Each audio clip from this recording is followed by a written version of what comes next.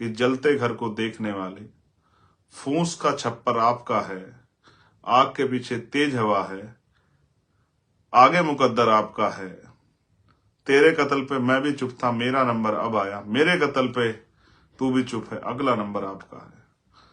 तो इसलिए जब जब जिस पे मुसीबत आती, दूसरे लोग खड़े होकर तमाशा देख के उसको एहसास कराते हैं कि वो अपनी लड़ाई स्वयं लड़े। ये तो अच्छा हो। मैं धन्यवाद दूंगा भीम आर्मी के साथियों का कि बहुजन समाज के लोगों की जिम्मेदारी उन्होंने अपने कंधों पर उठाकर देश में पिछले 8 साल में कोई भी ऐसा अन्याय और संघर्ष नहीं हुआ अन्याय के खिलाफ जिसमें भीम आर्मी के लोगों ने बढ़ चढ़ के हिस्सा न लिया। तो पहला विषय मेरा यह है संविधान। मैं कल आपसे आग्रह करूंगा बहुजन समाज के लोगों से, एक बार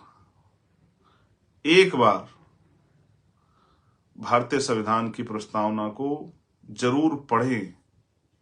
किसी को दिखावे के नहीं, अपने लिए पढ़ें कि जानकारी हासिल करें और महसूस करें कि जिन लोगों ने संविधान में आस्था विश्वास, जिन लोगों ने संविधान को लेकर भारत का, बिना भारत संविधान के भारत का सपना पूरा नहीं हो सकता है, बिना संविधान के भारत की कल्पना नहीं हो सकती है, और बिना संविधान में मिले हुए अधिकारों की बदौलत इस देश में धार्मिक जो मान्यताएं हैं, उनके जो अधिकार हैं वो भी नहीं हो सकते हैं। इसलिए हम पुनः, और मुझे और उन सब लोगों को भी जो कल 22 तारीख का उत्सव मना रहे हैं, उन सबको भी भारतीय संविधान का धन्यवाद देना चाहिए।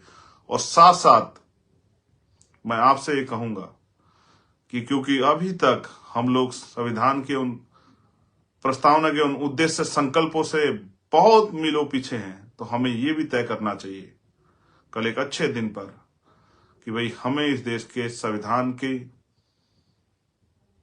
जो संकल्प था, उद्देश्य थे, उसको भी पूरा करना है। मेरा अटल भरोसा है कि आपके दिमाग में जो चल रहा है कि भाई क्या होगा, मैं आपको विश्वास से कहता हूं, जो कुछ हो रहा है वो हमें जागरूक करने के लिए, समझदार बनाने के लिए, हमें तैयार करने के लिए हो रहा है। हमें तैयार होना चाहिए। मैं तो ये मानता हूं जिनका राज होता है उन्हीं का धर्म होता है, जिनका राज नहीं होता उनका धर्म भी नहीं होता है। इसलिए मेरी आपसे अपील है बहुजन समाज के सभी बुद्धिजीवियों से, कर्मचारियों से, नौजवानों से, उद्यमियों से कि निराश ना हो, किसी भी बात से निराश ना हो। ये भारत लोकतांत्रिक देश है। राजनीतिक ताकत आती है जाती है, लेकिन राजनीतिक ताकत का प्रयोग अगर जनहित में हो तभी लोकतंत्र में देश तरक्की कर सकता है। और अगर चंद पूंजीपतियों के लिए, चंद ताकतवर लोगों को ताकतवर करने के लिए राजनीतिक शक्तियों का प्रयोग होने लगे तो फिर लोकतंत्र मजबूत नहीं होता, लोकतंत्र कमजोर होता है। जब अब विरोध की आवाज को कुचल दिया जाए, गोलियों से उसका स्वागत किया जाए, उस पर लाठियां बांधी जाए, झूठे मुकदमे लगा के जेल में डाल दिया जाए, तो फिर जो है लोकतंत्र की हत्या होती है। असल लोकतंत्र वही जहां अभिव्यक्ति की आजादी है। मैं सीमाएं समझता हूं कि आपको किसी धर्म का उपहास उड़ाने की, किसी के ऊपर टिप्पणी करने का कोई अधिकार नहीं है, लेकिन संवैधानिक रूप से अपनी बात को रखने का अधिकार भी संविधान हमें देता है। वही संविधान जिसने इस देश में आस्था के प्रतीक राम जी को न्याय दिया, वही संविधान आपको और मुझको भी हमारी धार्मिक आजादी, इस देश के मुसलमानों को, ईसाइयों को, बौद्धिस्टों को, जैनों को, आदि धर्मियों को अपने धार्मिक आजादी को भी देता है। और फिर मैं कहूंगा, बाबा साहब अम्बेडकर ने कहा कि सिर्फ विरोधी होने के नाते विरोध करना, मैं इससे सहमत नहीं हूं। मैं बिल्कुल इससे सहमत नहीं हूं कि अगर हम किसी के विरोधी हैं तो उसका इस बातें विरोध करें कि जो सही हो उस पर विरोध करें। मैं सिर्फ आपकी आंखें इसलिए खोलना चाहता हूं कि आप हालातों को समझिए। इस देश में सरकारी नौकरियां खत्म है, महंगाई कमर तोड़ रही है। सर, पहले कमजोर वर्गों के लिए स्कॉलरशिप आती थी, उनके लिए अच्छे छात्रावास बने हुए थे, उनके लिए हायर एजुकेशन का बजट आज सब खत्म हो गया है। स्कूल बंद किए जा रहे हैं, अच्छे हॉस्पिटल नहीं बन पा रहे, हॉस्पिटलों में इलाज नहीं है, पीने के लिए साफ पानी की व्यवस्था भी नहीं है। एक मेरे साथी ने मध्य प्रदेश का एक सर्वे दिया था कि अभी भी मध्य प्रदेश में गादला पानी, गंदा पानी पीने के लिए लोग मजबूर हैं, कच्चे घरों में रहने के लिए लोग मजबूर हैं। और मैंने भी प्रयास किया था मध्य प्रदेश के लोग मेरा साथ दें, लेकिन अभी शायद उनको ने वो विश्वास नहीं जगाया जो विश्वास उनको जगाना चाहिए था। कोई बात नहीं, हम लोग प्रयास करते रहेंगे निरंतर। एक सबसे बड़ा मसला ईवीएम का, तो मैंने कहा कि राजा की जान तोते में है। अब उस तोते से भी, उस तोते को भी ठीक करके भारतीय लोकतंत्र की व्यवस्था करने का समय आ गया है। और फरवरी में हम लोग एक बड़ा, अभी जल्दी हम लोग एक नेशनल मीटिंग बुला के फरवरी में एक बड़ा डिसीजन लेंगे और जनमत जुटा के एक बड़ा आंदोलन, अनिश्चितकालीन आंदोलन हम लोग दिल्ली में जंतर मंतर या रामलीला मैदान पर जहां भी उपयुक्त होगा वहां करना शुरू करेंगे। और एक एक चीज फैक्ट के साथ लोगों के सामने रखेंगे किस तरह से लोगों की वोटों की चोरी हो रही,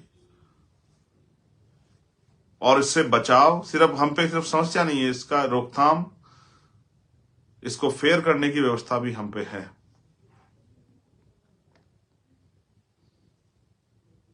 ईवीएम से वोटों की जो चोरी हो रही है उसको रोकने का इंतजाम भी हम लोग करने वाले हैं। इसका संघर्ष तो इसके खिलाफ हम करेंगे, लेकिन लाभ इसका सभी लोगों को मिलेगा जो चाहते हैं कि लोकतंत्र जिंदा रहे, जो चाहते हैं लोगों की जो वोट का अधिकार है, जनता के द्वारा जनता का शासन है, वो जनता का शासन ही बने। तो ईवीएम पे मैं अगली बार अपनी पूरी बात रखूंगा, पूरी तथ्यों के साथ, और जल्द ही कमेटी की मीटिंग में हम लोग डिसीजन देंगे कब हम लोग अनिश्चितकालीन आंदोलन शुरू करेंगे, जैसा कि मेरा सुझाव है कि ये होना चाहिए देश के लोकतंत्र को बचाने। अभी मेरा आपसे आग्रह है कि आप आशावादी बनिए, उम्मीदवादी बनिए और अपने इतिहास को याद कीजिए कि हमने कहां से शुरू किया था।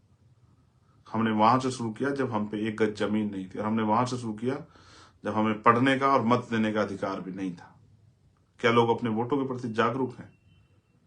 इन सब को लिए भी हमें लोगों को जागरूक करना पड़ेगा, और जागरूक करना ही असल लड़ाई है। जैसे अभी 10% लोग जागरूक हुए तो संघर्ष यहाँ है। जिस दिन 50% लोग जागरूक हो जाएंगे, देखिए संघर्ष कहां होगा। और जिस दिन 100% लोग जागरूक होंगे, उस दिन इस देश में, ये देश संविधानवादी देश हो जाएगा, मानवतावादी देश हो जाएगा, और किसी भी तरह की भ्रष्टाचार, चोरी, लूटपाट और अपराध की कोई गुंजाइश भ्रष्टाचार की नहीं रहेगी। आप सभी के लिए मेरी बहुत मंगल कामनाएं, आप सभी के लिए मंगल कामनाएं। स्वस्थ रहिए, दीर्घायु रहिए, कानून का पालन करते रहिए। और एक अपील मेरी अपने उन सभी भाइयों से जो लोग हमारे साथ मिलकर राजनीतिक लड़ाई लड़ रहे हैं, उनसे मेरा आग्रह है कि वो राजनीतिक काम पे ध्यान दें। और राजनीतिक काम किसी का उपहास उड़ाना, किसी पे टिप्पणी करना, किसी को बुरा कहना नहीं होता। अपने काम को, अपनी योजनाओं को लोगों के बीच बताना होता है, तभी आप लोग राजनीतिक तरक्की कर सकते हैं। अभी मुझे इस बात का बड़ा दुख है कि बहुजन समाज के लोग सिर्फ काउंटर कर रहे हैं कि कोई दूसरे व्यक्ति ने, विपक्ष के किसी व्यक्ति ने जिनसे वो लड़ रहे हैं, उन्होंने कुछ किया और आप उसके विरोध में कुछ करते नजर आते हैं। ये इससे मैं सहमत नहीं हूं। इसका मतलब तो आप तो पहले से पीछे चल रहे हैं। आप अपनी पॉलिसी बनाइए, आप अपनी पॉलिसी को लागू कीजिए, आप अपने तरीके से काम कीजिए, फिर विरोधियों को सोचने दीजिए, राजनीतिक विरोधियों की, वो आपको काउंटर कैसे करें। आप अगर ये सोचते रहेंगे कि पहले वो कुछ करेंगे फिर हम कुछ करेंगे, तो आप पीछे ही रहेंगे। इसलिए आप सबसे आग्रह है कि किसी पे अशोभनीय, धार्मिक, तमाम तरह की टिप्पणी करने से बचें।